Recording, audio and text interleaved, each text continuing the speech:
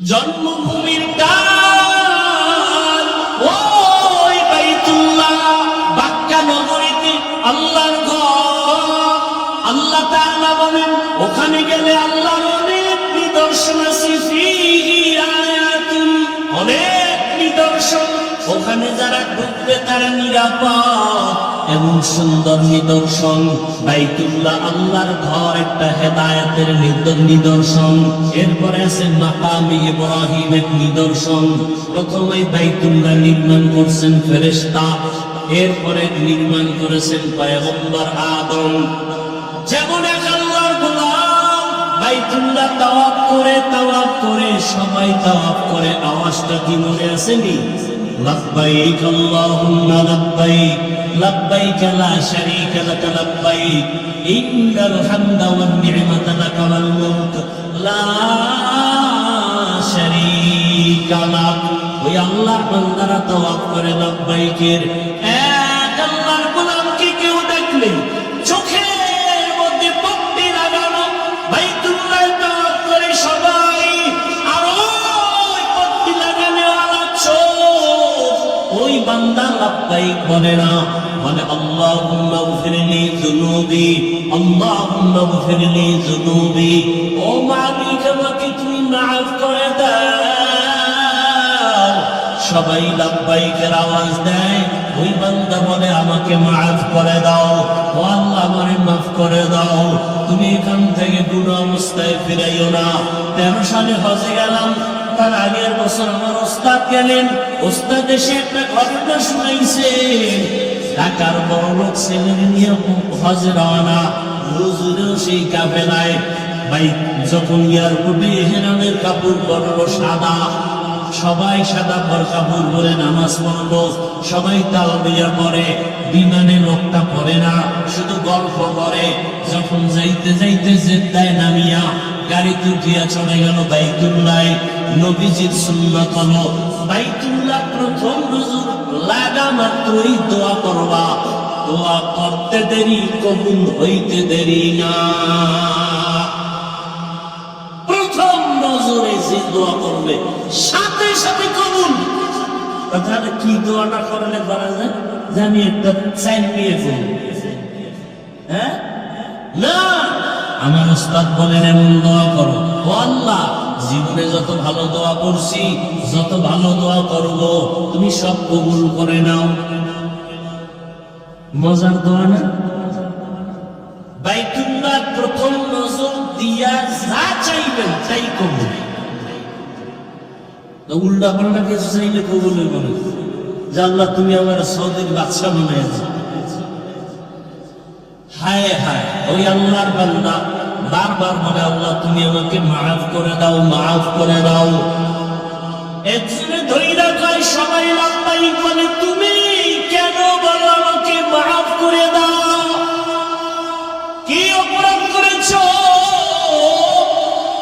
ওই আল্লাহর বান্দা কান্না করে বলে, ভাই আমি এখানে আছি আল্লাহর ঘর জিয়ারতের জন্য।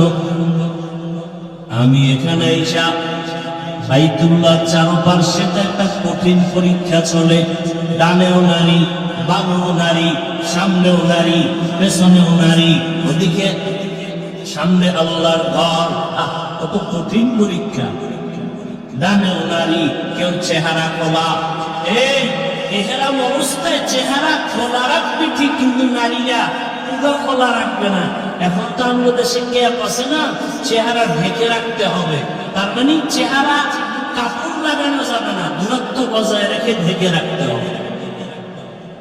বাঙালি সুযোগ একটু পাইলে দিনের তাল বানায় পুরা চেহারা ঘুরে দিচ্ছে। পর্দা কত কঠিন জিনিস চিন্তা করতে পারেন?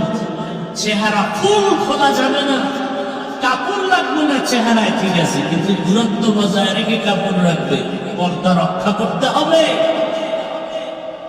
আল্লাহর বান্দা বলে এমন এক কঠিন পরীক্ষা চলে, ডানেও নারী, বামেও নারী, সামনে পেছনে নারী। এর মধ্যে আবার আল্লাহকে ডাকতেছি লব্বাইক, লব্বাইক আল্লাহুম্মা লব্বাইক। ওদিকে সামনে আল্লাহর ঘর, 120টা রত্নদন তাই ওখানে অবতীর্ণ হয়। হঠাৎ আমার পাটা বেগানার দিকে পড়ে গেল, এমন ভাবে পড়ে গেল, এমন সুন্দরী রূপসী নারী ধ্যান অন্তরে চলে আসলো। শয়তান আমাকে ধোঁকা দিল। হঠাৎ করে একটা আমি আওয়াজ পাইলাম, আমার চেহারার উপরে কে যেন একটা থাপ্পড় মারলো। সাথে সাথে আমি বেহুশ হয়ে গেলাম। বেহুশ হয়ে উঠা আমি হুশে আসার পরে দেখি আমার চোখের মধ্যে পুরো পাওয়ার নাই। আমার ভয় লেগে গেল। আমি তাকায় কিছুই দেখি না, চোখ ব্যথা। এক পর্যায়ে অপারেশন করলাম, চোখ দিয়ে কোনো পাওয়ার নাই, দেখতেও পারি না। এখন আমি হজে আইসা আল্লাহর মহাব্বতের জায়গায় অপরাধ করে ফেলেছি। আমার মাওলা যদি এখান থেকে ক্ষমা করে না দেন, আমার এই জীবনের কোনো মূল্য নাই। আমি এজন্য আল্লাহর কাছে ক্ষমা চাই। আল্লাহুম্মা গফিরলি যুনুবি। ও এলাকার মা বোনেরা, যুবক বাবারা, নবীজি বলেন যেন বাইতুল্লাহ গিয়া হজ করার সামর্থ্য আছে করো। যদি না পারো তোমরা আল্লাহর ঘর মসজিদে যাও। গরিবরা জুমার দিন গিয়া নামাজ আদায় করো। আল্লাহর ঘর মসজিদে গিয়া আল্লাহর মুহাব্বতে সুন্দরভাবে সুন্নত আদায় করে নামাজ পড়ো। আল্লাহ তাআলা হজের বরকত তোমার আমলনামায় দিবে। শুধু তাই না, হজের সময় হাজী সাহেবরা নখ কাটতে পারবে না, মোষ কাটতে পারবে না, চুল কাটতে পারবে না, সাবান লাগায় গোসল করতে পারবে না, এরপরে জামা কাপড় ধুইতে পারবে না, আতর লাগাইতে পারবে না, ভালো করে সাবান ব্যবহার করা নিষেধ। ও গরীব, তুমি যদি কোরবানি দিতে যাও, হজ করতে যেতে পারো নাই, তাদের মতো তুমিও জিলহজ মাসের 1 তারিখ থেকে হাজিদের নমুনায় চলো। নখ কাটিও না, মোষ কাটিও না, তুমি চুল কাটিও না। যদিও তোমার হজ ফরজ না, কিন্তু তাদের সাদৃশ্য যদি হয়ে থাকো, হজ যদিও ফরজ না, তবে আপনি বেঈমান।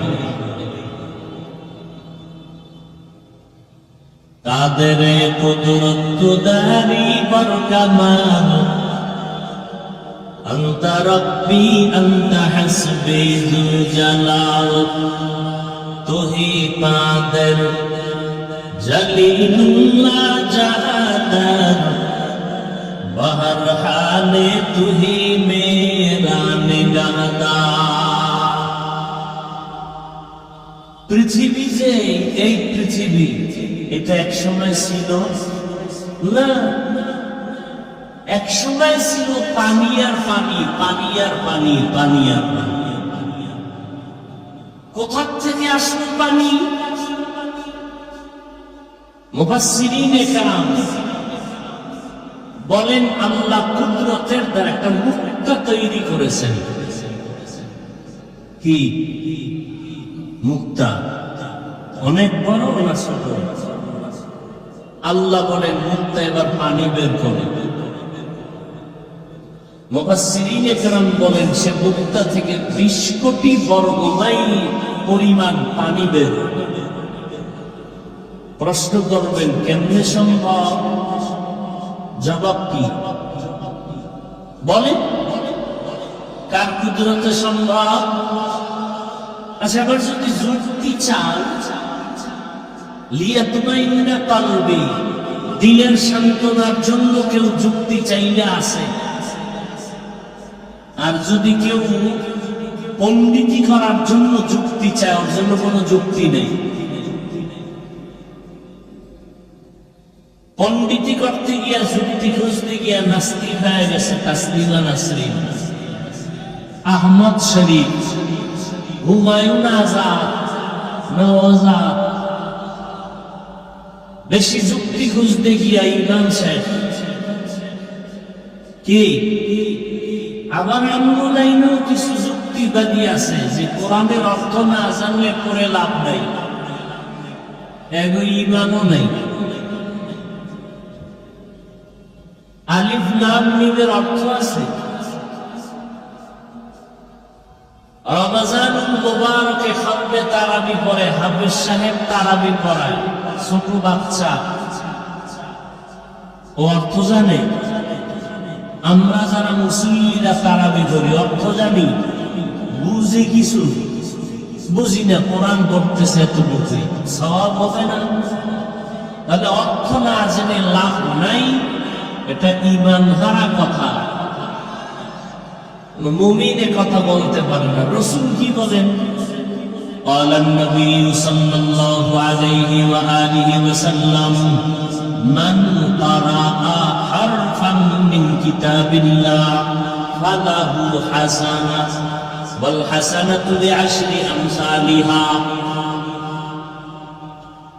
নবীজি বলেন লা আকুলু আলিফ লাম মিম হারফুন ওয়ালাকিন আলিফুন হারফুন ওয়া লামুন হারফুন ওয়া মিমুন হারফুন। নবীজি বলেন যারা একটা অক্ষর কোরআনে পড়বে সাথে সাথে 10টা নেক আল্লাহ দান করবেন। নবী বলেন আমি একথা বলি না আলিফ লাম মিম তিনটা মিলে এক অক্ষর, বরং আমি নবী বলি আলিফ আলাদা অক্ষর, লাম আলাদা অক্ষর, মিম আলাদা অক্ষর। অতএব যদি কেউ পড়ে আলিফ লাম মিম সাথে সাথে 10-এ 10-এ কয়টা হবে? 30টা নেক আল্লাহ দান করবেন। তরজমা যাইনা পড়ো আরো সওয়াব, এমনি পড়ো সওয়াব। আরে শুধু পড়ো না, আল্লাহর কালাম তাকায় তাকায় দেখবা, তাতেও সওয়াব। কেউ যদি কোরআন খুলে শুধু তাকায় দেখে হাযা কালামু রাব্বি হাযা কালামু রাব্বি, এতেও সওয়াব। দেখছেন নি কারবার? আল্লাহর কিছু কুদরতের নিদর্শন আছে, শুধু দেখবে কিছু বলবে না, চুপ করে দেখবে, তাতেও সওয়াব। যেমন মা বাবার চেহারা তাকায় তাকায় দেখো সওয়াব। ওই যে বললাম বাইতুল্লাহ বরকতপূর্ণ ঘর,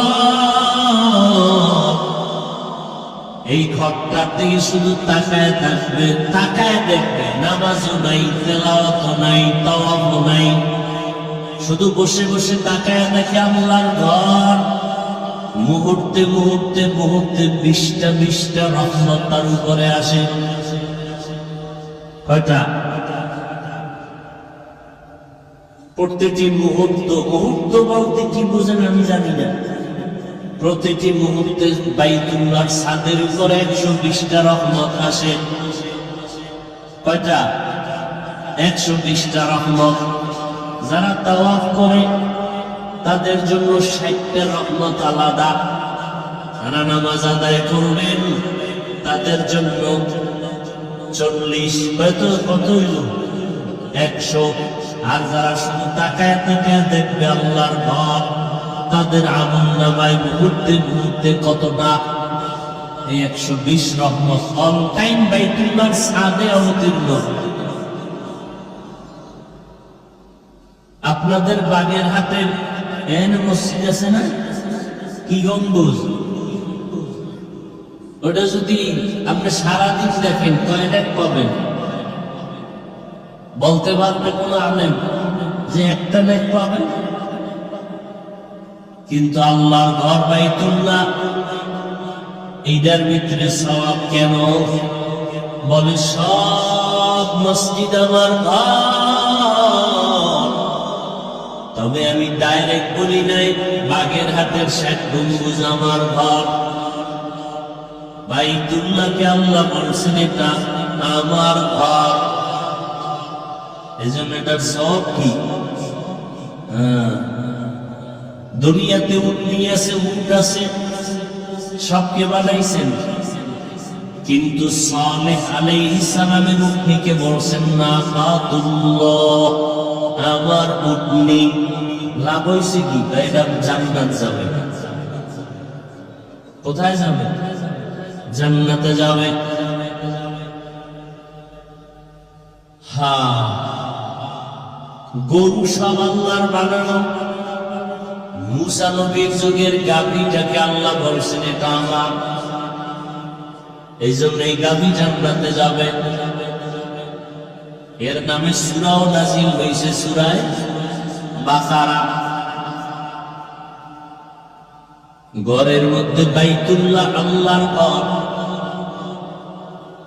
এই জন্য আল্লাহ পাক রব্বুল আলামিন ওই বাইতুল্লাহর সম্মান বাড়ায় দিলেন। বছরে মাস হবে 12টা, এর মধ্যে আল্লাহ রাসূল বলেন, আল্লাহ পাক রব্বুল আলামিন মুহররমকে বলছেন শাহরুল্লাহ, আমার মাস। এই জন্য মুহররমের দাম অনেক বেশি। রমজানুল মুবারক বলছেন, এই জন্য এই মাসের দাম অনেক বেশি। তো বাইতুল্লাহ আল্লাহ বলেন মুক্তার থেকে পানি দাও, পানি দেওয়া শুরু হয়ে গেল। কতটুকু পানি আসলো? 20 কোটি বর্গ মাইল। আল্লাহ পানির উপরে নজর দিলেন, কুদরতের তরঙ্গ আর ঢেউ শুরু হয়ে গেল।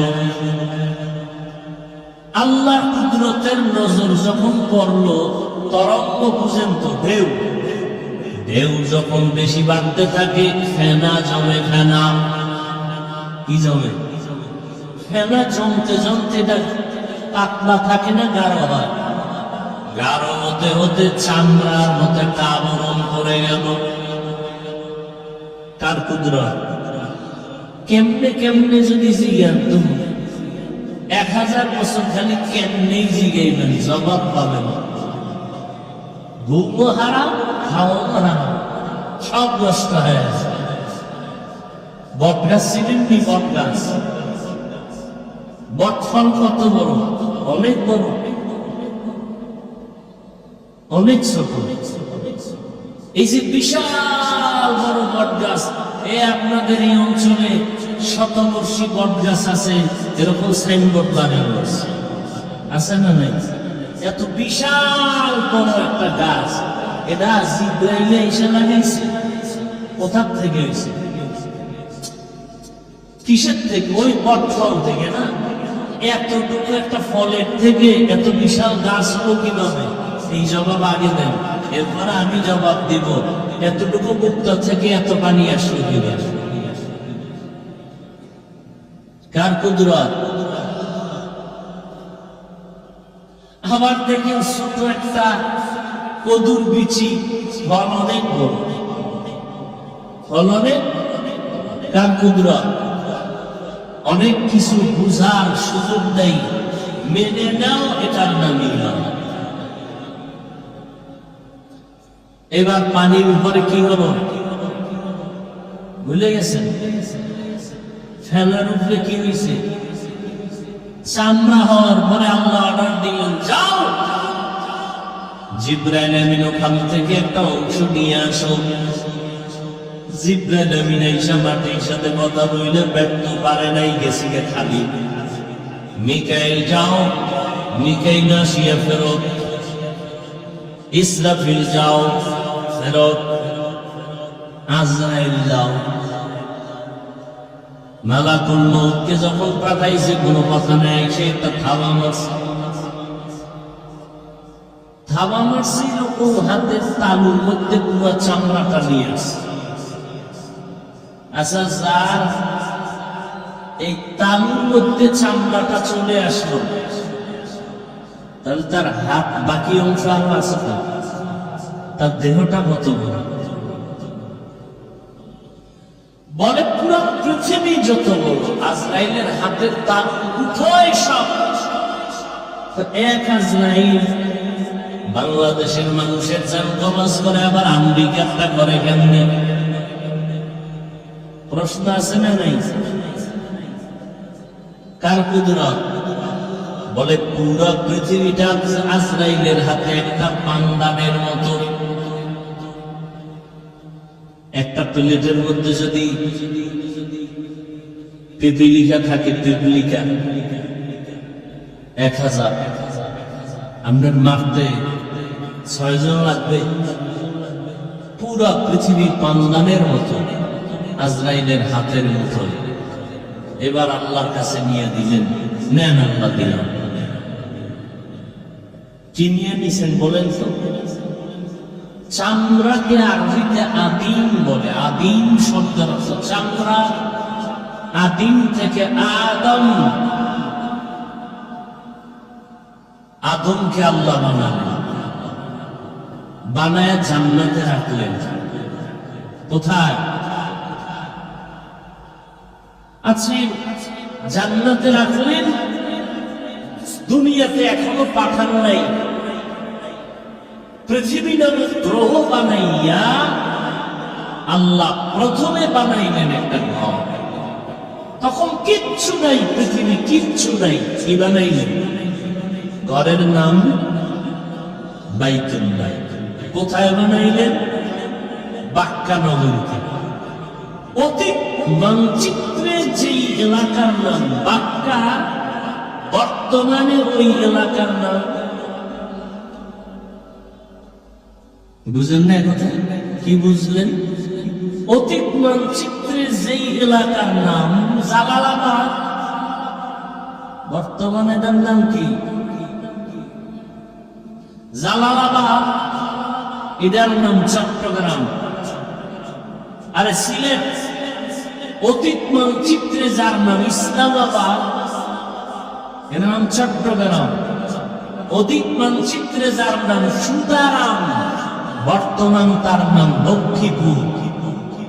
অতীত মানচিত্রে যার নাম ত্রিপুরা, তার নাম বর্তমান কুমিল্লা। অতীত মানচিত্রে নাম জাহাঙ্গীরনগর, বর্তমান নাম মনে হয় জিব্রাইল এসে নতুন বাগের মুরগি জাহানাবাদ। যে এলাকার নাম অতীত মানচিত্রে বাক্কা, বর্তমান তার নাম এক ব্যাখ্যা। আর এক ব্যাখ্যা হলো এখনো বাক্কা, তখনো বাক্কা, শুধু বাকে মিলের দ্বারা পরিবর্তন করে মক্কা বানায় দিছে। বাক্কার বাকে কি লাগাই দিছে? মিল। নাম্বার 3, বাক্কা কেন বলা হয়? বাক্যের শব্দের অর্থ বাঁকা হওয়া। ওখানে গেলে সব মাসলাম বাঁকা হয়ে গেছে। বাঁকা হয়নি? এমপি কয়নি যে আমি রিক্সা ড্রাইভারের মতো পাগল সাজানো কেন? আমি টুপি পরি, ক্যাপ লাগাই, চলবে মাস্তানি। ওখানে কোনো মাস্তানি চলে? সব ফকিরের এক আওয়াজ, লাব্বাইক আল্লাহুম্মা লাব্বাইক লাব্বাইক লা শারীকা লাক লাব্বাইক ইন্নাল হামদা ওয়ান নি'মাতা লাকা ওয়াল মুলক লা শারীকা লাক। এই বয়ানের ফাঁকে ফাঁকে কয়েকটা পয়েন্ট খেয়াল করবে, আমি বলে যাব, খেয়াল রাখবে। এই যে এটাকে বলে তালবিয়া, কি বলা হয়? এই তালবিয়াটা 4 শ্বাসে করা সুন্নত। কয় শ্বাসে? 4 শ্বাসে। কোথায় শ্বাস ভাঙবেন? লাব্বাইক আল্লাহুম্মা লাব্বাইক লাব্বাইক লা শারীকা লাক লাব্বাইক ইন্নাল হামদা ওয়ান নি'মাতা লাকা ওয়াল মুলক লা শারীকা লাক। কয় শ্বাস নিল? মনে থাকবে? মিয়া হজ করবেন আল্লাহর জন্য, সুন্নাত বাদ দিয়া। হ্যাঁ, 4 শেষে তালবিয়া পড়া সুন্নাত। লাব্বাইক আল্লাহুম্মা লাব্বাইক একবার, লাব্বাইক লা শারীকা লাক লাব্বাইক ইন্নাল হামদা ওয়ান নি'মাতা লাকা ওয়াল মুলক লা শারীকা লাক। রহমতের নবী বলেন, ও হাজী, তুমি যখন তালবিয়া জবানে পড়ো, ঘর থেকে বের হও, ইহরামের কাপড় ঘর থেকে পড়ো, না হইয়া উঠে গিয়া পড়ো। পড়ার পরে তুমি 2 রাকাত নামাজ পড়ে একবার জোরে তালবিয়া পড়ো। তোমার আওয়াজটা যত দূর যাবে, তত দূরের সব মখলুকেরাও তালবিয়া পড়বে লাব্বাইক। গাছে কথা বলতে পারে? আরে মেয়ে আল্লাহ পারে। কিয়ামতের ময়দানে খেজুর গাছ আপনার পক্ষে সাক্ষী দিবে। রাসূলের সাথে খেজুর গাছ কথা বলে নেই? বুখারী শরীফের ঘটনা,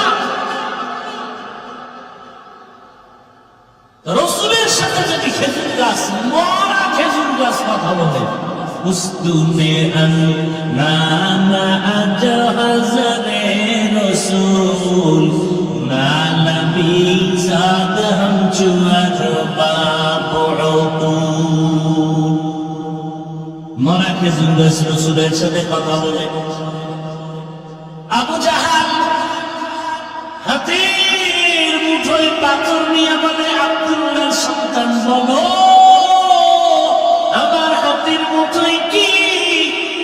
নবী বলেন আমি জানি না। কেন জানো না? বলে আমি গায়েবের মালিক না। গায়েবের মালিক কে?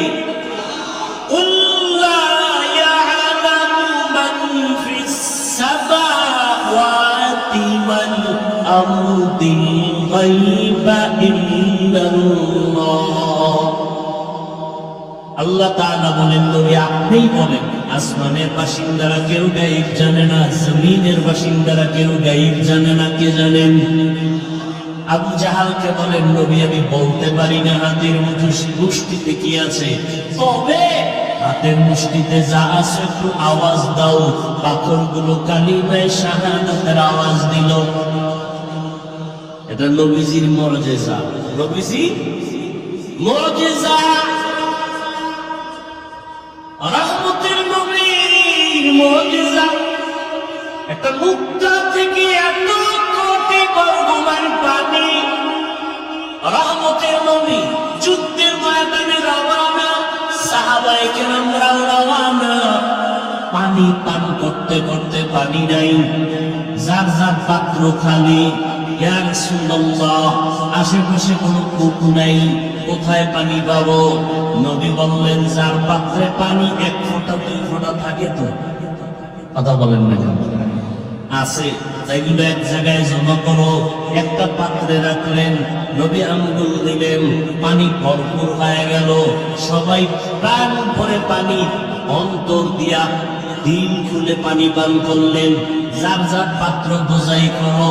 এটা কেমনে সম্ভব? কেমনে সম্ভব? কার কুদরত? তাদের কুদরত দারি বর কামাল। আনতা রব্বি আনতা হাসবি যুল জালাল। তুহি কাদের জলিলুল্লাহ জাহাদার। বহর হালে তুহি মেরা নিগাহদার।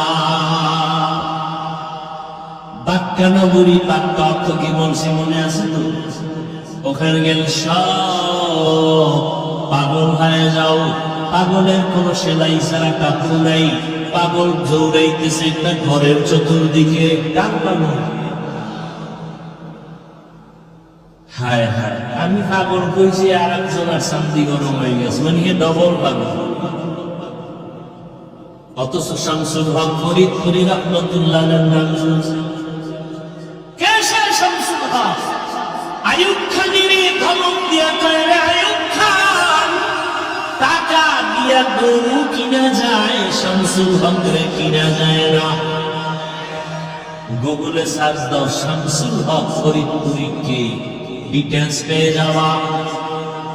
সেই শামসুল হক ফরিদপুরি বলে আরে হাফিজুর রহমান শুধু মক্কার মানুষরে পাগল করে লিখেন, আমি শামসুল হক বলে গেলাম দুনিয়াতে যত মানুষ সব পাগল।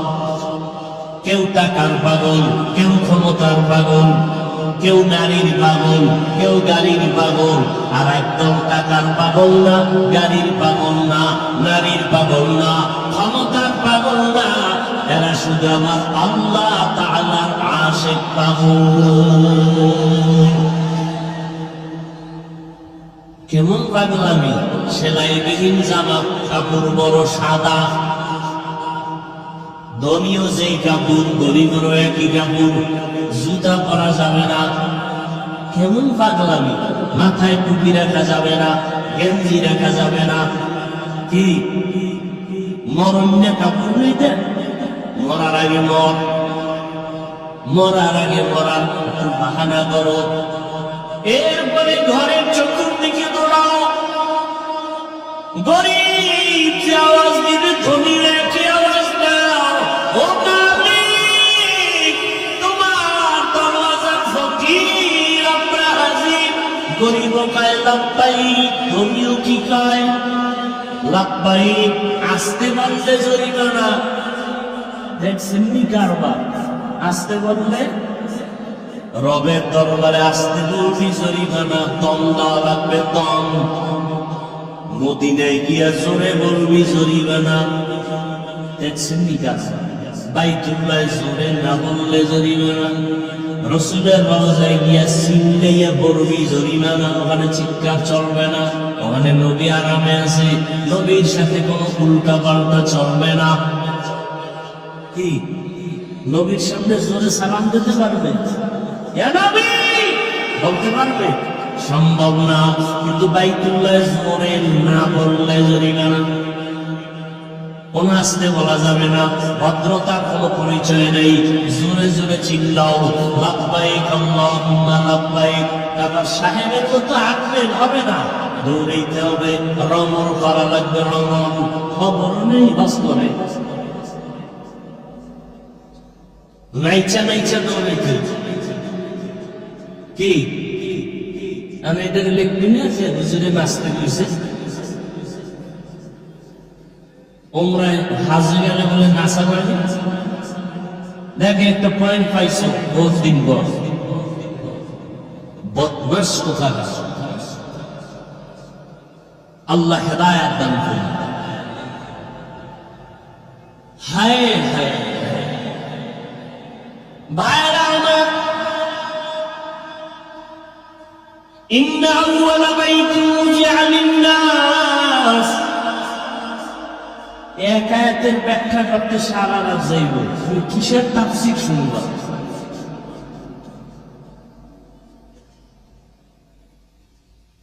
আমি ভাই পড়াও না, মাঝে মাঝে তাফসীর দেই, কতদূর ভালো। মাঝে মাঝে পড়াও, ক্লাস করো, আমরা শিখি।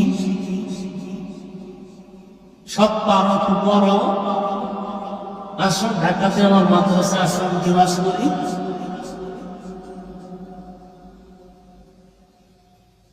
বইবে গুলো কয়টা আয়াত কইছি আর কয়টা হাদিস কইছি না? তোমার আল্লাহ আকাম করতে পাঠাইছে দুনিয়া, তোমার আর কাম নাই। হাফিজুর রহমান কয়টা আয়াত কইছে, তোমার মতো আয়াত মুখস্থ করে আইছে কেন? এটি রেকর্ড করে নাও, বাসায় কানে লাগাই শুনো ঠিক হয়ে গেছে। পাইছুনি মোতালা করে এরপরে বুঝে এরপরে বের করে মোতালা করে এরপরে আছে। মোতালা করে যাই, মোতালা করে আছে, হোতালা করে না।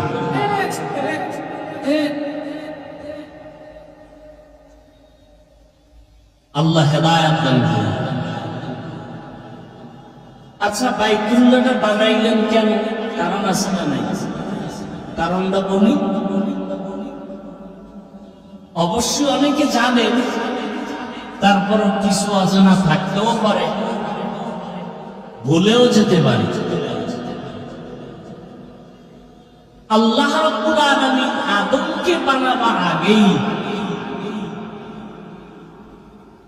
আদম নবীকে বানাবার আগেই পরামর্শ করছিলেন কাজের দুনিয়া। এটা তো জানেন। আল্লাহ কি বলছিলেন? ইন্নী জাইলুন ফিল আরদি খলিফা, আমি দুনিয়াতে খলিফা বানাতে চাই। খলিফা বুঝেননি? রাজনীতির নেতা, কথা হয় না কি? ঠিক, রাজনীতিবিদ নেতা, এর নাম খলিফা। এই অর্থই পাইছো। সমস্ত নবী রাসূল আল্লাহর এক একজন খলিফা, সমস্ত আলেম রাসূলের এক একজন খলিফার দায়িত্ব পালন করে।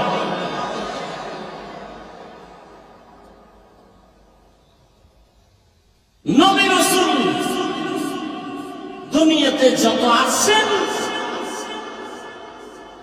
10 ভাগের সামান্য হিসাব করা হাতে গোনা কয়েকজন শুধু রাষ্ট্র পরিচালনার দায়িত্ব নিয়ে রাষ্ট্র চালিয়েছেন।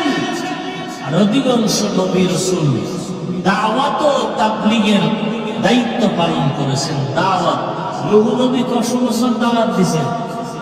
950 বছর দাওয়াতের কাজ করছেন, 40 জন মাত্র কালেমা পড়ছেন। আর আল্লাহ জানাই দিলেন আর একটাও কালেমা পড়বে না। নূহ নবীকে তাহলে এগুলো মারো না কেন? যারা কালেমা পড়বে না এগুলো ফিনিশ করে দাও।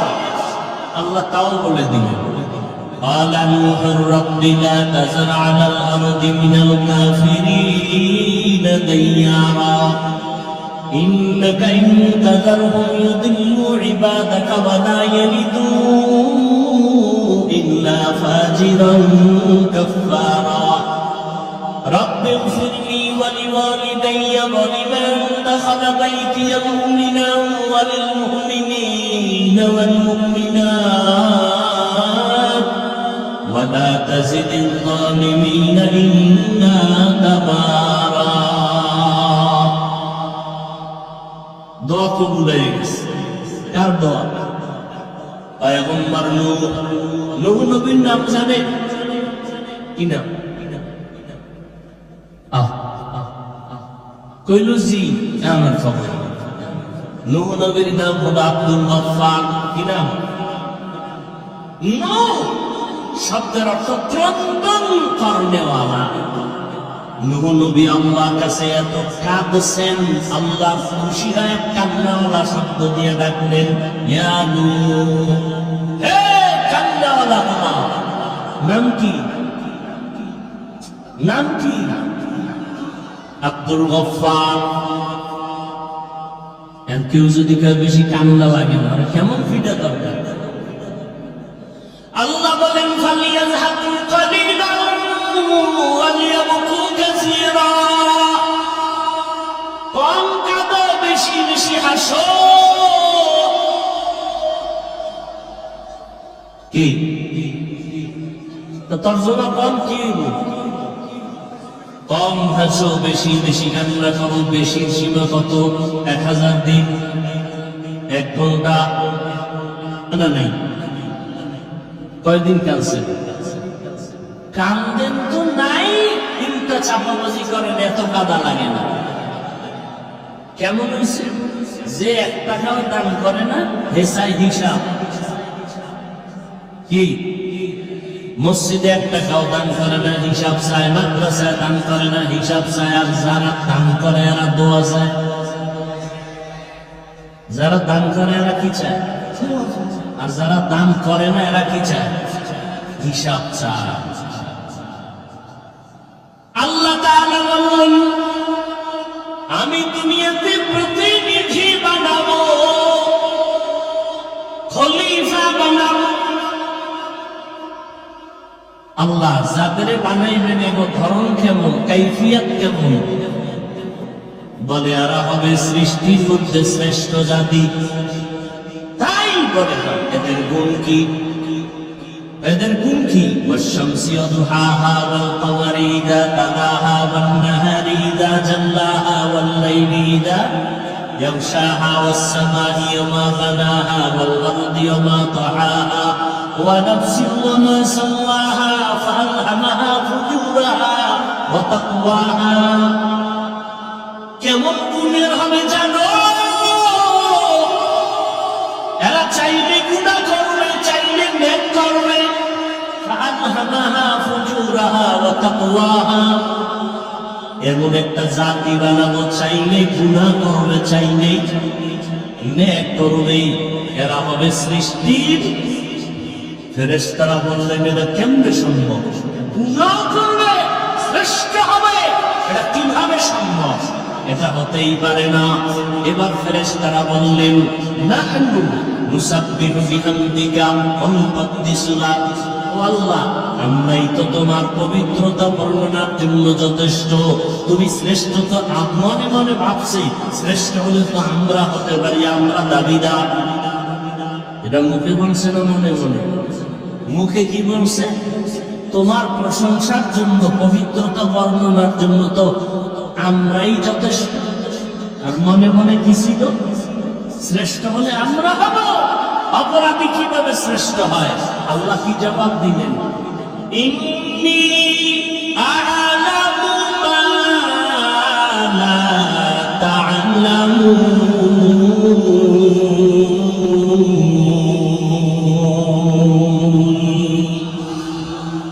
ই কালামে জিন্দা কুরআনে হাকীম হিকমতে উলায় জালাসতো কদীম।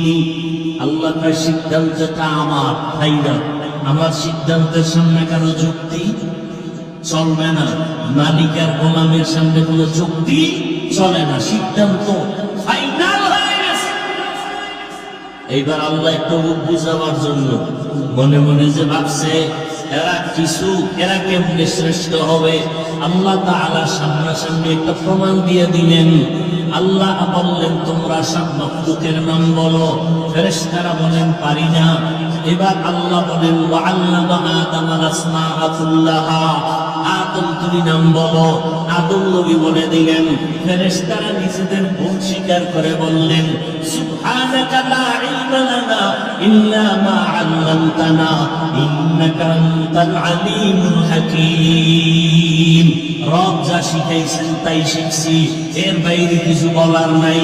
মনে মনে আবার ক্ষমাও চাইলেন। মনে মনে ভাবছিলাম শ্রেষ্ঠ হবে না আদম জাত, আমরা হব, ভুল হয়ে গেছে, মাফ করে দেন। আল্লাহর কাছে কি চাইলেন? কেমন ভুল? আল্লাহর আদালতে ভুল না, কিন্তু নিজেরা মনে মনে ভাবছেন এটা ভুল। তবে মুফাসসিরিন এখানে একটা পয়েন্ট আউট করেছেন, এই যে ভুল স্বীকার করে ক্ষমা চাইলেন, ডাইরেক্ট না, একটা ওসিলা পেশ করলেন। কি পেশ করলেন? এখন আবার আমগো মধ্যে একদম বলে ওসিলা দিয়া দোয়া করা বেদাত। শব্দটা তো ভঙ্গ, শব্দটা ভঙ্গ। বলেন কি? যারা বলে ওসিলা দিয়া দোয়া করা বেদাত, তোরা ভঙ্গ আসছে। বলেন কেন? আপনারা কি মনে করেন কোন মায়ের সন্তানের সাহস আছে আমার সামনে দাঁড়াবে? ইনশাআল্লাহ সম্ভব। আমরা প্রিয় এবং নেফাকি অন্তরে নাই, আলহামদুলিল্লাহ। যারা বলে ওসিলা দিয়ে দোয়া করা যায় না বেদাত, ভণ্ড। এরা কি বলতে কষ্ট হয়? যারা বলেন না আপনারা ভণ্ড। আল্লাহ হেদায়েত দান করুন।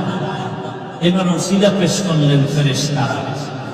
ইয়া আইয়ুহাল্লাযীনা আমানু ওয়াবতাগু ইলাইহি, কথা বলেন না। আদম আলাইহিস সালাম তো আল্লাহর কাছে দোয়া করছেন জাবালে রহমতের মধ্যে, আর বললেন আদম নামে সর্বপ্রথম তুমি আমায় বানাইয়া তোমার সাথে কাহার নামটা লিখে না রাখিয়া। আল্লাহ বলেন আমার বন্ধু মুহাম্মদ আমার সাথে জড়িত, যাহার সৃষ্টি না হইলে আসমান জমিন না হইত। কালেমার সাথে রাসূলের নাম আছে না নাই? পড়েন তো, কালেমাটা পড়েন দি। লা ইলাহা ইল্লাল্লাহ, লা ইলাহা ইল্লাল্লাহ। দেখছেন মজা নাই? বিড়ি টানো, বিড়ি সারাদিন বিড়ি টানো তো মজা পাইবা তো। কার জিকির? সাহাবী আবু সাঈদ খুদরি রাদিয়াল্লাহু তাআলা বর্ণনা করেন, পয়গম্বর মূসা আল্লাহকে বললেন হে মালিক, এমন একটা জিকির আমাকে শিখাও যা কাউকে শিখাও নাই। আল্লাহ বলেন এই জিকিরটা করো, লা ইলাহা ইল্লাল্লাহ, লা ইলাহা ইল্লাল্লাহ। মুসা নবী গাইলেন দি কুরআন। আল্লাহ বলেন আবু সাঈদ খুদরি রাদিয়াল্লাহু আনহু বলেন, আল্লাহ বলেন হে মুসা, আসমান জমিন ভেতরে যা কিছু আছে এক পালায় যদি দাও, লা ইলাহা ইল্লাল্লাহর পাল্লাটা ভারী হয়ে যাবে। কার জিকির? এটা ফিরসাব দিয়ে দিছেন, হ্যাঁ, তাবলীগওয়ালাও দিয়ে দিছেন। আমাদের বাদ করার অধিকার দিল কে? জিকির করার হুকুম কার? শুধু সম্মানের জন্য? হ্যাঁ, আবার আপনি তাফসীর করেন জিকির মানে কোরআন তেলাওয়াত। আমরা সদু বুঝি না। জিকির মানে নামাজ, আপনি যে ব্যাখ্যা দিয়েছেন আমরা বুঝি না। তাহলে আয়াতটা বললে যে ব্যাখ্যা আপনি দিয়েন কোন এক সময়, আয়াত বলে যে এটার ব্যাখ্যা কি করবেন? ইন্নামাল মুমিনুনা আল্লাযীনা ইযা যুকিরাল্লাহু ওয়াজিলাত কুলুবুহুম ওয়া ইযা তুলিয়াত আলাইহিম আয়াতুহু যাদাতহুম ঈমানা যাদাতহুম ঈমানা ওয়া আলা রাব্বিহিম ইয়াতাওয়াক্কালুন।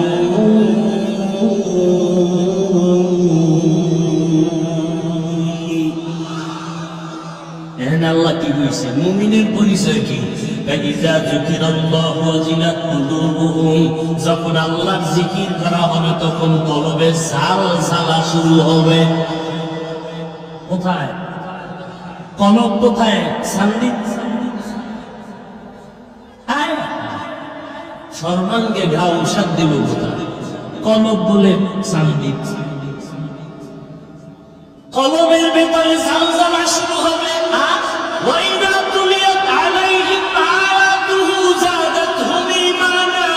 যখন কোরআনের আয়াত পড়বে তখন ঈমানের স্পিরিট বেড়ে যাবে। এখন এখানে কি জিকির মানে তেলাওয়াত? তেলাওয়াতের কথাও আলাদা, জিকিরের কথাও আলাদা। প্রত্যেকটা আরবি শব্দের মূল একটা অর্থ থাকে, আর একটা অর্থ থাকে রূপক। আরবি গ্রামারের একটা মূলনীতি, যতক্ষণ মূল অর্থ দিয়ে তর্জমা করা যাবে ততক্ষণ পর্যন্ত রূপক অর্থ নেওয়া যাবে। জিকিরের মূল অর্থ কি? আযকুরুনি আযকুরুকুম ওয়া তালাফফুযু বিল লিসান। আল্লাহর জিকিরের মূল অর্থ ঠোঁটের মাধ্যমে বিশেষ পদ্ধতিতে আল্লাহর নাম উচ্চারণ করা। আল্লাহর নাম কি? আল্লাহর নাম কি? আল্লাহর নাম উচ্চারণ করা।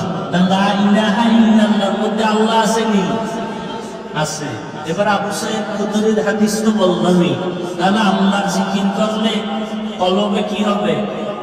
জালজালা। ঈমান কি হবে? হ্যাঁ, নবী বলেন ঈমানের তাজা করো মাঝে মাঝে। এই লোহার মধ্যে জং যাবেনি।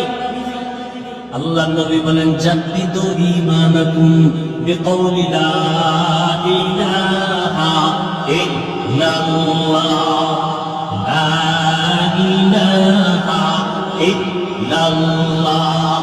এই জিকির যে বগুড়ার দধি খায় নাই, জীবনে বুঝবে দধি মজা কেমন, কেমনে বুঝাবো? আর জিকির করলেই তো দিল নরম হয়। কি কান জিকির? আল্লাহ মনে আছে কথা কোন দিক থেকে কই গেছি? মনে করায় দিবেন না, এটা দোয়া করে নাই বলে কদ্দুর গেছি ঘর। পরামর্শ করতেছিলেন, ফেরেশতারা আল্লাহর কাছে ক্ষমা চাইলেন। মনে আছে না? একটা কি পেশ করলেন ক্ষমা করতে? ওসিলা, ওসিলা পেশ করে দোয়া করা সুন্নাত লিখা। তুমি বলেছো বেদাত, আমি ঘোষণা করে গেলাম বাগের হাটে ওসিলা পেশ করে দোয়া করা সুন্নাত লিখো।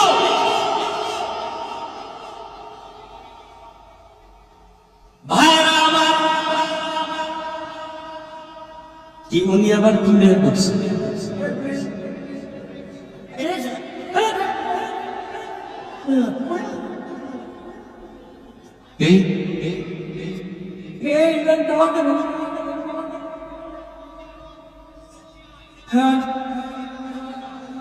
কি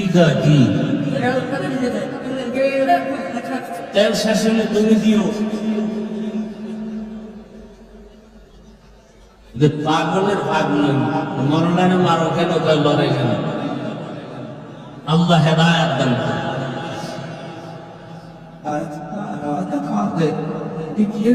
হ্যাঁ হ্যাঁ, কষ্ট হইতেছে আপনাদের না? إن أول بيت وضع للناس للذي ببكة مباركا وهدى للعالمين ওসিলা পেশ করলেন ফেরেশতারা কি ওসিলা সাত আসমানের উপরে একটা নূরের ঘর আছে কাবা কি আছে নাম হলো বাইতুল মামুর নাম কি বাইতুল মামুর কিসের ঘর নূরের নূরের কিসের নূরের কাবা ফেরেশতারা ওটাকে তাওয়াফ করে মুফাসসিরিনে কেরাম বলেন প্রত্যেকটা আসমানে এক একটা বাইতুল মামুর আছে কাবা আছে ফেরেশতাদের কাবা কিসের বানানো নূরের বানানো ওই সাত আসমানের উপরের কাবা মুহূর্তে মুহূর্তে ৭০,০০০ রহমতের ফেরেশতারা একসাথে তাওয়াফ করে একবার যারা সুযোগ পাবে কিয়ামত পর্যন্ত আর সিরিয়ালে তাদের সুযোগ হবে না এই হিসাবটা মিলায় দেখেন ফেরেশতা বানাইছেন আল্লাহ কত সীমাহীন প্রত্যেক মুহূর্তে একসাথে কত হাজার আর সুযোগ পাবে দ্বিতীয়বার তাহলে এভাবে চলতে থাকবে কিয়ামত পর্যন্ত এবার বুঝেন ফেরেশতা কি পরিমাণ আল্লাহর বানানো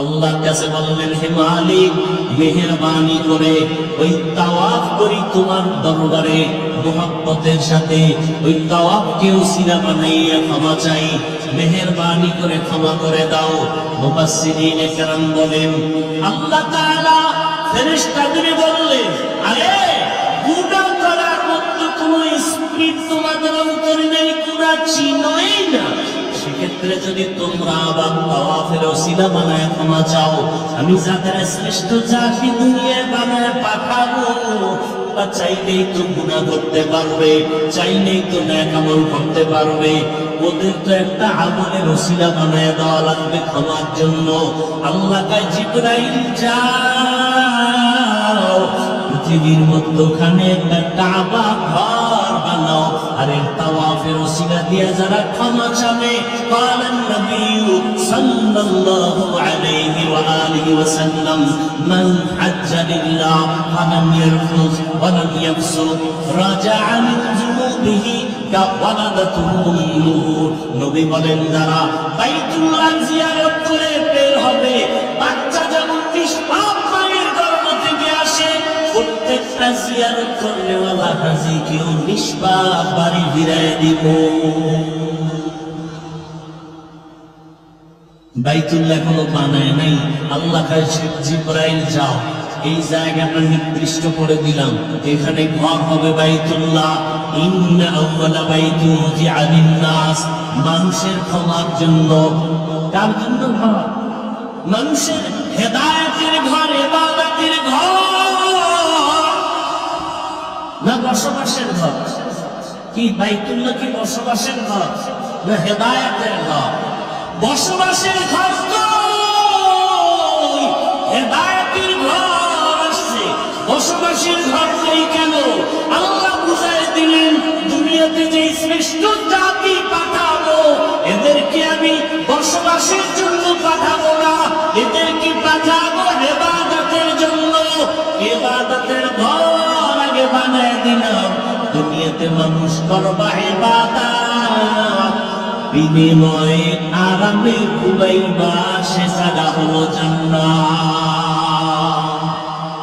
বেহেশত কে আযারে নবাশ কাসে রাবা কাসে করে নবাশ বাইতুল্লাহ কেন বানাইলেন তার একটা কারণ মনে আছে আমার কথা এক নম্বর কথা হজ কি দ্বিতীয় কথা হজ কেন কেন এক জবাব হলো জন্মভূমির টান জন্মভূমির টান দুই নম্বর হজ কেন রহমতের সেন্টার তিন নম্বর হজ কেন বলে আল্লাহর কাছে নাজাতের ওসিলা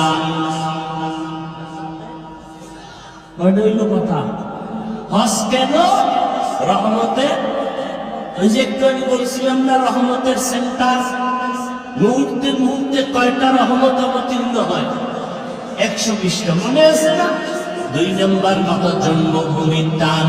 আমরা আব্বাজানের জন্ম ওই জায়গার মাটির চামড়া দিয়া, মনে আছে না? তাহলে বাবার জন্মের প্রতি ওখানে জন্মস্থানে একটা টান আছে না নাই? কি যত দুনিয়াতে ঘুরি যেখানেই যাই, কিন্তু জন্মভূমির একটা টান আছে না নাই? আছে। আমার বাড়ি কুয়াকাটা, ওখানে বছরে একবার হলেও যাই, মন চায় কথায় কথায় জন্মভূমির কথা আমরা বলি। কি এখন বিলাসে আরামে শহরে বিল্ডিং উঠায় এসিতে ঘুমাই, কিন্তু সেই জন্মকালের যে স্মৃতিগুলো ভুলে গেছি। এই বৃষ্টি হচ্ছে, ছোটকালের কথা মনে পড়ছি, বৃষ্টিতে কত দৌড়াইলাম, কত ভিজলাম। এখন যদি একটু পারতাম দৌড় দিতে, মানুষ তালগি দিয়ে সব উঠে ফেলাই, দৌড় দিছি, এটা একটা ছবি দুইটা বানাইছি। আর এই সময় তো লঙ্গি ছাড়া দৌড়িস। কি সে আনন্দ, আরামে আছি, খাইতেছি, কিন্তু সেই যে একটা তৃপ্তি, স্মৃতি, এটা চাইলো আর পারে। জন্মকালের সেই কথা, জন্মভূমির সেই ইতিহাস স্মৃতির পাতায় পড়ে আছে, মনে চাইলেও পারি না। জন্মভূমির টান, ওই বাইতুল্লাহ, বাক্কা নগরীতে আল্লাহর ঘর। আল্লাহ তাআলা বলেন, ওখানে গেলে আল্লাহর অনেক নিদর্শন আছে, ফীহি আয়াতুন, অনেক নিদর্শন। ওখানে যারা ঢুকবে তারা নিরাপদ। এমন সুন্দর নিদর্শন। বাইতুল্লাহ আল্লাহর ঘর একটা হেদায়েতের নিদর্শন। এরপরে আছে মাকামে ইব্রাহিমের নিদর্শন। প্রথমে বাইতুল্লাহ নির্মাণ করছেন ফেরেশতা, এরপরে নির্মাণ করেছেন পয়গম্বর আদম। এই ভারতের বিরোধিতা করি না আমরা কেন? ভারতটা আমাদের মেয়ে ইতিহাস জানেন না। ভারত এমন একটা বরকতের দেশ, পৃথিবীর ইতিহাসে ভারত ওই জমিন যেখান থেকে পৃথিবীর ইতিহাসে প্রথম হজ শুরু হয়েছে। বাইতুল্লাহ হজ ভারত থেকে।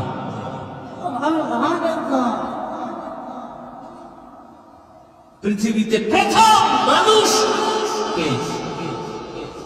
আদম নবী ভারতের জমিন থেকে হেঁটে গিয়ে 1000 বার বাইতুল্লাহ হজ করছে। 1000 বার বিমানে, স্টিমার, কেমনে, কয়বার? 1000 বারের মধ্যে 300 বার করেছেন বড় হজ, 700 বার করেছেন উমরা।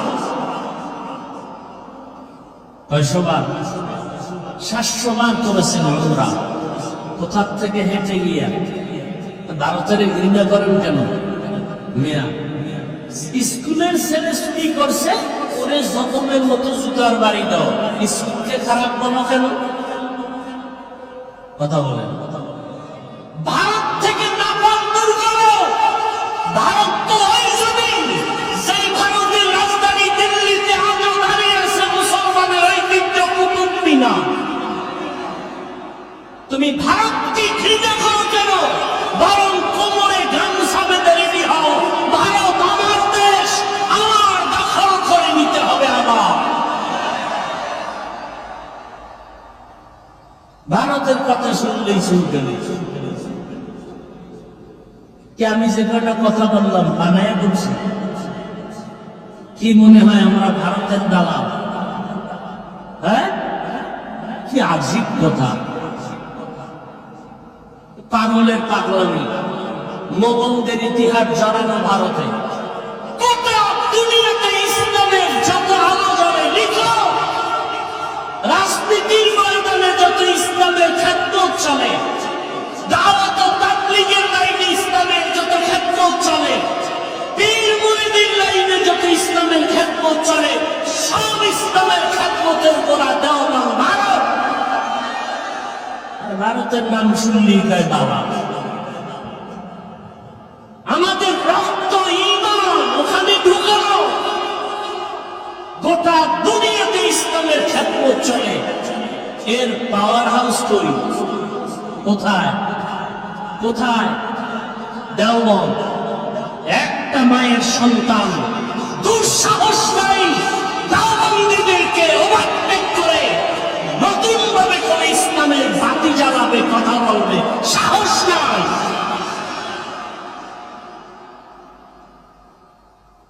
মোগলদের ইতিহাস ভারত,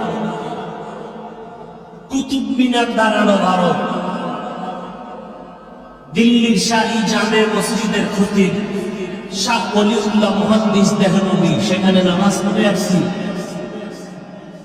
হাজী ইমদাদুল্লাহ মুহাজির মক্কি তরিকাতের লাইনে রশিদ আহমদ গঙ্গুহি কোথায়? ভারতের কথা বলা যাবে না। রেডি হও, ভারতকে দখল করতে হবে, এটা আমার বাবার দেশ। আল্লাহর কার দেশ? আমার বাবাকে কে? ভারতের পূর্বের নাম কি জানেন? পাক ভারত উপমহাদেশে বাংলাদেশ যখন হয় না, কি নাম? যখন বাংলাদেশ হয় না, পাকিস্তান হয় না, তখন পুরাটা কি নাম ছিল? হিন্দুস্তান। আরে কি নাম ছিল? হিন্দুস্তান কার নামের উপর হয়েছে তা জানে? নূহ নবীর এক সন্তানের নাম হিন্দ। খবর নাই। পৃথিবীতে নূহ আলাইহিস সালাম, আদম আলাইহিস সালাম আসা বিদায়ের 1200 বছর 600 বছর পরে নূহ নবী পৃথিবীতে আসছেন। 600 বছর পর, 1200 বছর পরে, 600 আবার 600 বছর পরে নূহ আলাইহিস সালামের যুগে প্লাবন চলে আসলো। কিচ্ছু ছিল না দুনিয়াতে। ওই নূহ নবীর আল্লাহ কি বানাইতে হয়েছিলেন? কিস্তি বাংলায় কি না? আজকে থেকে তওবা করেন, নৌকা বলবেন না। একেবারে আওয়ামী লীগের নৌকা নেই। আচ্ছা বলেন তো, নৌকা কত বড় হয়? 50,000 লোক বসতে পারে? 500, 100? তাহলে নূহ আলাইহিস সালামের ওই যেই বস্তুটা বানাইতে বললেন, কিস্তি ধরেন, এর মধ্যে 40 জন মুমিন ছিল না? তাদের ভক্তরাও ছিল, এবং প্রত্যেক প্রাণীর একজোড়া করেছিল। গরু একজোড়া, হাতি একজোড়া, মহিষ একজোড়া, ভেড়া একজোড়া, বকরি। এটা তো মাটির উপরের দিকে হইতেছে, মাটির তলে আর আছে না? নূহ আলাইহিস সালাম এগুলো যে লইলেন, এটা কি একটা নৌকায় হয়? কি বলবেন বলেন? হ্যাঁ, তাহলে আজকে থেকে তওবা করি, আমরা মিথ্যা ভুল কথা বলবো না। নূহ আলাইহিস সালাম কি বানাইছেন বলেন? জাহাজ। বলেন কি? এরপরে তো ঐতিহাসিকরা তার ব্যাখ্যা কত বড় বানাইছেন, কত ফিট, এগুলো তো আছে। কোন কোন এলাকার তক্তা মক্তা এনে বানাইছেন, এগুলো আছে। নৌকা বলেন কেন? শিখাই নাই নৌকার কথা। আওয়ামী লীগ আলাম। নূহ নবী কি বলেন সবাই? আমি কি ভাই অযৌক্তিক বলছি? কি আপনার যুক্তিতে ঢুকছে? কি ওটা নৌকা ছিল? কি ছিল? জাহাজ। ছোট না অনেক বড়? অনেক বড়। ওই জাহাজের মধ্যে 40 জন মুমিন, তাদের ভক্ত এবং নূহ নবীর 3 সন্তান ছিল, হাম, শাম, ইয়াফাস। ইতিহাস পড়েন। নতুন করে রব্বুল আলামিন পুরা পৃথিবীটাকে সাজাইলেন ওই 3 সন্তান দিয়া। শাম চলে গেলেন সিরিয়ায়। ওই বর্তমান সিরিয়া, সেই সময়ের নাম কি? শাম। তারা দিয়া শামদার সাজাইছে। নূহ নবী যেই ছেলের নাম ইয়াফাস অথবা হাম, এর আরেক নাম হিন্দ। ওই নামে হিন্দুস্তান তৈরি হয়েছে। তবে হিন্দুস্তান দেখেন তো, এজন্য নূহ নবীকে বলা হয় আবুল বাশারে সানি, দ্বিতীয় আদি পিতা। দ্বিতীয়, প্রথম আদি পিতাকে পৃথিবীতে নতুন করে আবার পুরো পৃথিবী সাজবো কার সন্তানের দ্বারা? নূহ আলাইহিস সালামের। এই জন্য তাকে বলা হয় আবুল বাশারে সানি। তাহলে ভারত কি হিন্দুদের দেশ? কি আজীব কথা! আমার বাবার দেশ, কথা বলেন, আমার দাদার দেশ। অতএব রেডি থাকবেন, ভারতের বিরুদ্ধে নয়, ভারতের উল্টা পাল্টা থাকলে সাইজ করো। আর ভারত আমার বাবার দেশ, আমাদের ইমানের ঘাঁটির দেশ, মুসলমানের ইতিহাসের দেশ। আবার ওই দেশ আমাদের দখল করতে হবে। এবার বলবো আমি ভারতের দালাল।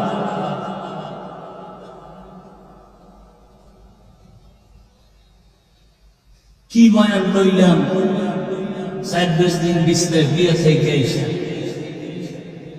এই শেষ আছে আর কোনো যেহেতু নাই, আর বাড়াবাড়ি বেশি আর দূরে যাবো না। দুই একটা ঘটনা টেনে মোনাজাত দিয়ে দিই। আল্লাহ, তাহলে বাইতুল্লাহ হজ কেন? 3টা কারণ বলছে। রহমতের সেন্টার, রহমতের। আচ্ছা, আগে রেডিও বাজাইতে নি, রেডিও বাজাইতো না? রেডিও বাজাইতে গেলে কি এটা উত্তর দিকে ফিরে বাজাইতো? কোন দিক? না না, কোথায়? আরে ভাই বলেন না, মুরব্বীরা রেডিও বাজাইতো ঢাকার দিকে ফিরে রাখতো মুখ। সত্য কথাটা বলতে সমস্যা কি? কোথায় ফিরে রাখতো? কেন? সেন্টার কই? ঢাকা। কুমিল্লা চ্যালেঞ্জ দিলে, চ্যানেল দিলে কুমিল্লা, কথা ঠিক না? খুলনা বেতার দিলে খুলনা। খুলনা বেতার সেন্টার গুলো যদি এবার ঢাকার দিকে ফিরায়, আওয়াজ হয় না, বো বো করে। তাহলে ঢাকার দিকে রেডিও সেন্টারের মুখটা ফিরায় কেন? ওখানে হলো মূল চ্যানেলের সেন্টার, কথা ঠিক? আচ্ছা, আমার আম্মা কয়জন? কোথায়? জমিনে নাই। হ্যাঁ, কোন দিক? পশ্চিম। আল্লাহ কি পশ্চিমে? পূবে নাই, দক্ষিণে নাই, তো পশ্চিম দিকে ফিরে নামাজ পড়েন কেন? হ্যাঁ, আল্লাহ কি কাবায় বয়ে নিছে? সেখানে কেন? এই যে একটু আগে কি বলছি, রহমতে। এখন তো মূর্তি পূজারীরা করে, আমরা একটা মূর্তি বানাই, এটার একটু সামনে বসে পূজা করি, সরস্বতী পূজা করি, দেবদেবীর পূজা করি, এটারে তোমরা শিরিক বলো। তোমরাও তো একটা পাথরের ঘরের দিকে ফিরে পূজা করো, বলে না? বলে না? হ্যাঁ, কত কথা। আমরা পূজা করি না, আল্লাহর গোলামি করি। কার গোলামি করি? আল্লাহর গোলামি করি। এই জন্য কেউ যদি কেবলা হারিয়ে পূর্ব দিকে ফিরে নামাজ পড়ে, হবে কিনা? হবে না? হবে। আল্লাহর গোলামি করি। এই জন্য কেউ যদি রোজার হালাতে ভুলে পেট ভরে খানা খায়, রোজা যাবেনি? যাবে না।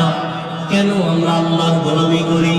আমরা পাথরের পূজা করি না, আমরা আল্লাহর গোলামি করি। আল্লাহর ওয়াদার মতো, আল্লাহর হুকুম মতো চলি। এই জন্য আল্লাহর হুকুম ওই বাইতুল্লাহ গিয়েও যদি কেউ বেয়াদবি করো, জায়গায় গজব চলে আসবে। যেমন এক আল্লাহর গোলাম বাইতুল্লাহ তাওয়াফ করে, সবাই তাওয়াফ করে, আওয়াজটা কি মনে আসেনি?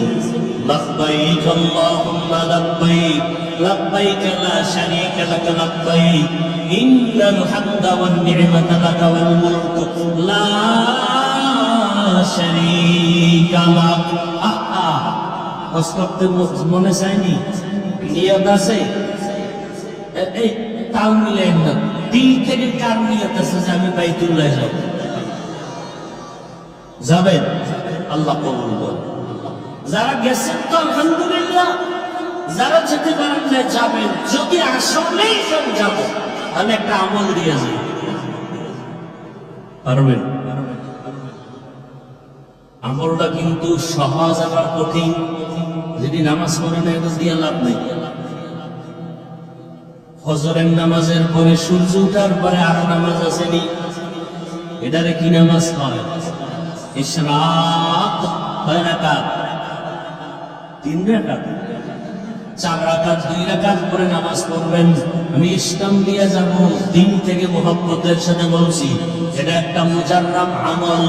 যদি কেউ ইশরাকের 4 রাকাত নামাজ প্রতিদিন আদায় করতে পারেন, আপনার বাইতুল্লাহ জিয়ারত সারা মরণ হবে না।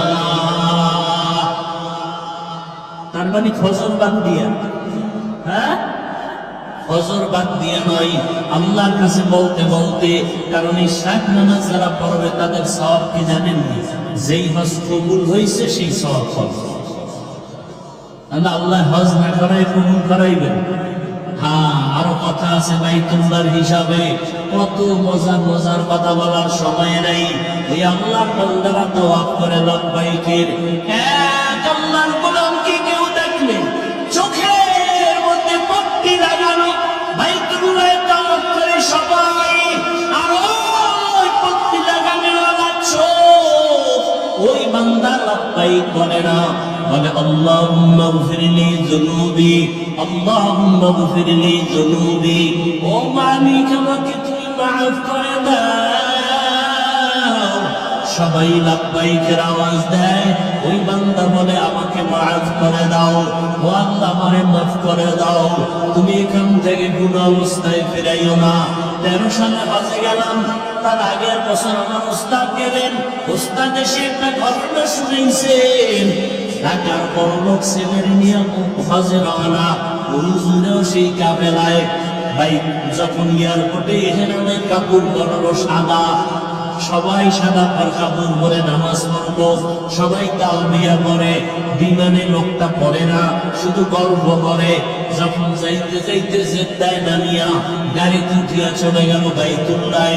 নবীজির সুন্নত হলো বাইতুল্লাহ প্রথম নজর লাগা মাত্রই দোয়া করবা। দোয়া করতে দেরি, কবুল হইতে দেরি না। প্রথম নজরে যে দোয়া করবে সাথে সাথে কবুল। তাহলে কি দোয়াটা করলে করা যায়? যে আমি একটা চাই নিয়ে ফেলি, হ্যাঁ না, আমার উস্তাদ বলেন এমন দোয়া করো, ও আল্লাহ জীবনে যত ভালো দোয়া করছি, যত ভালো দোয়া করব, তুমি সব কবুল করে নাও। মজার দোয়া না? বাইতুল্লাহ প্রথম নজর দিয়া যা চাইবেন তাই করবেন।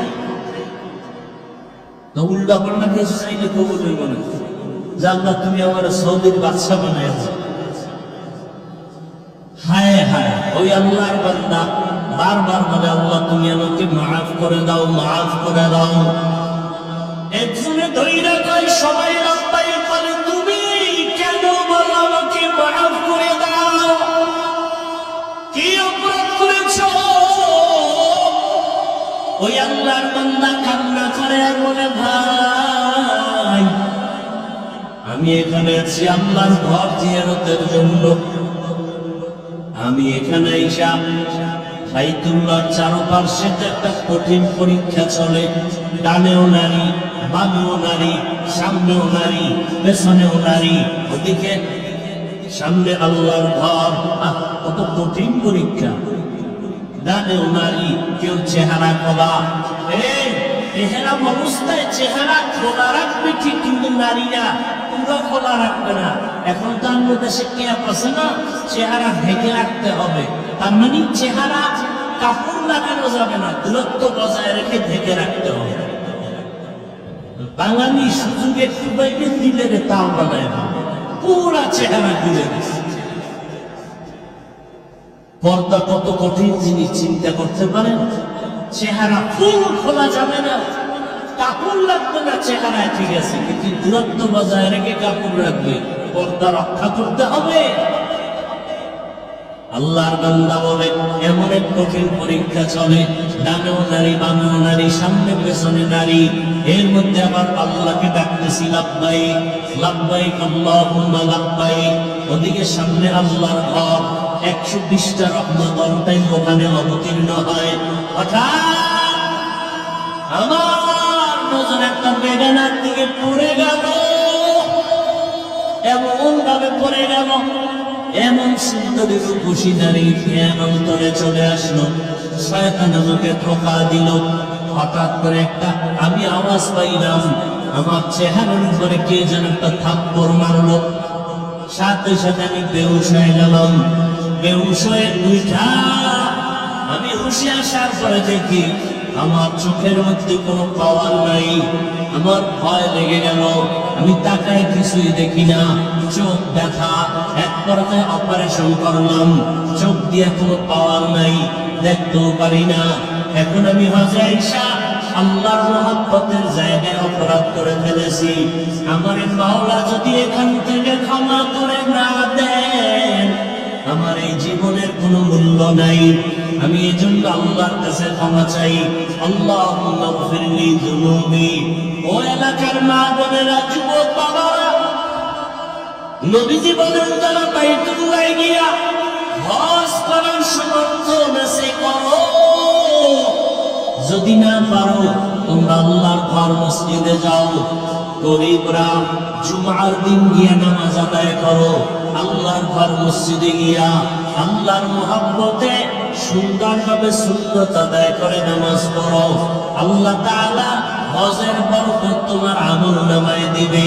শুধু তাই না, হজের সময় হাজী সাহেবরা নখ কাটতে পারবে না, মোষ কাটতে পারবে না, চুল কাটতে পারবে না, সাবান লাগায় গোসল করতে পারবে না, এরপরে জামা কাপড় ধুইতে পারবে না, আতর লাগাইতে পারবে না, ভালো করে সাবান ব্যবহার করা নিষেধ।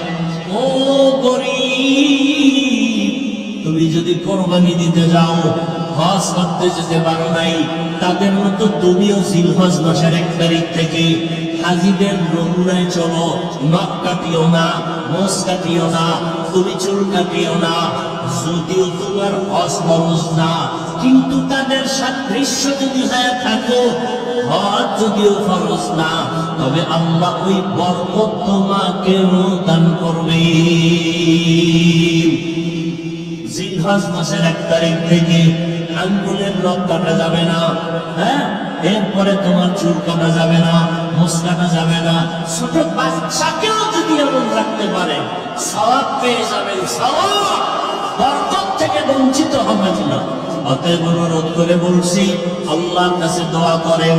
ওই বাইতুল্লাহ বড় দামি একটা ঘর, যেখানে গিয়ে তাকাইলে দোয়া কবুল, যেখানে গেলে চোখের পানি ধরে রাখা যায় না। আল্লাহর কাছে দোয়া করেন, চোখের পানি সে হেমানি। ওই বাইতুল্লাহ জীবনে একবার হলো যাওয়ার তৌফিক দাও। জীবনে নামাজ ছাড়া যাবে না, ওই বাইতুল্লাহ যেতে হলে ইশরাক ছাড়া যাবে না, গুনাহ করা যাবে না। একদিন না একদিন আমার আল্লাহ কুদরতের দ্বারা বাইতুল্লাহ পৌঁছায় দিবে।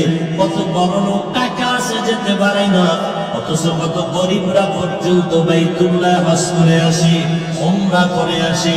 আল্লাহর কাছে দোয়া করেন, আল্লাহ পাক সবাইকে বাইতুল্লাহ জিয়ারত নসিব করেন, নবীর মুলাকাত দান করেন, সুন্নতের আমল অনুযায়ী চলেন। ও আমার যুবক বাবারা, তোমার মতো কত যুবক বাইতুল্লাহ যায়, দেখো ওখানে মদিনার খেদমত করে, বাইতুল্লাহর হেরেমে খেদমত করে, ভাগ্য কত তাদের ভালো। আবার কিছু আল্লাহর বান্দার কথা শুনি, মক্কা মদিনায় গিয়ে ঠিক মতো নামাজও পড়ে না, কাজ করে টাকাও মা বাবারে দেয় না। এমন হতভাগা হইও না, আল্লাহর কাছে দোয়া করো। জীবনে গুনাহ তো কম করো নাই, দাড়ি কম কাটো নাই, বেপরদায় কম চলো নাই, মোবাইলে গুনাহ কম করো নাই। এখন থেকে তওবা করে দাও, আর দাড়ি কাটবা না, নামাজ ছাড়বা না, বেপরদায় চলবা না। মা বাবার দোয়া, শিক্ষকের দোয়া, উলামায়ে কেরামের দোয়া পরামর্শ নিয়া নবীজির সুন্নাত অনুযায়ী চলবা। পর্দার আড়ালের মা বোনেরা, আল্লাহর কাছে দোয়া করেন একটা নেককার সন্তানের মা বাবা হয়ে কবরে যাবেন, ডাক্তার হবে নেককার, ইঞ্জিনিয়ার হবে নেককার, প্রফেসর হবে নেককার। ডাক্তার হলেও নামাজ ছাড়বে না, কোরআন তেলাওয়াত ছাড়বে না, মা বাবার জন্য খেদমত করতে ভুলবে না। এমন একজন নেককার ডাক্তারের মা হন, এমন একজন নেককার ইঞ্জিনিয়ারের মা বাবা হয়ে কবরে যান। আল্লাহর কাছে অন্তর করে দোয়া করবেন, একজনের আমিন কবুল হলে সবারটা কবুল হয়ে যাবে। আয় আল্লাহ, মেহেরবানি করে আমাদের সবাইকে আপনার গোলাম হিসাবে কবুল করে নেন, আমিন। আলহামদুলিল্লাহি রাব্বিল আলামিন, والصلاة والسلام على سيد الأنبياء والمرسلين وعلى آله وأصحابه أجمعين. يا أرحم الراحمين، يا أرحم الراحمين، يا أرحم الراحمين، رب ارحمهما كما ربياني صغيرا. اللهم إنك عفو كريم تحب العفو فاعف عنا. اللهم إنا نسألك رضاك والجنة ونعوذ بك من سخطك والنار. اللهم إنا نعوذ بك من البرص والجنون والجذام وسيء الأسقام. ودير বৃষ্টি পানির ভিতরে আপনার বান্দা বান্দীদের নিয়ে হাত তুলেছি। ও আল্লাহ, যারা দিনরাত ব্যবসা বাণিজ্য নিয়ে ব্যস্ত, আখিরাতের মহব্বতে নেক আমলের আশায় দোকান বন্ধ করিয়া ব্যবসার ফাঁকে একটু আখিরাতের ব্যবসার জন্য তারা রেডি হয়ে গেছে। ও আল্লাহ, বৃষ্টি দেখিয়া তারা পেছনে ফিরে নাই। আয় আল্লাহ, আপনার বান্দারা আপনার মহব্বতে এত সুন্দর আয়োজন করেছেন, আপনি সবাইকে কবুল করে নেন, মাহফিল কবুল করে নেন। আয়োজনকারী, সহযোগিতাকারী, দান সদকাকারীদের কবুল করে নেন। আয় আল্লাহ, এলাকায় হেদায়েতের বাতি জ্বালায়া দেন, মা বোনদের কবুল করে নেন। আমার কলিজার যুবক ছাত্রদের কবুল করে নেন, আমার কলিজার ব্যবসায়ীদের কবুল করে নেন, চাকরিজীবী যারা তাদের কবুল করে নেন, ওলামায়ে কেরামদের কবুল করে নেন, মুরব্বী হাজী সাহেবদের কবুল করে নেন। আয় আল্লাহ, সারা দুনিয়াবাসীকে মাফ করে দেন, যুদ্ধরত অবস্থা থেকে স্বাভাবিক অবস্থায় ফিরে দেন। প্রবাসের জীবনে যারা চাকরি ব্যবসা করে হেফাজত করেন, বাংলাদেশ শান্তির দেন বানায় দেন।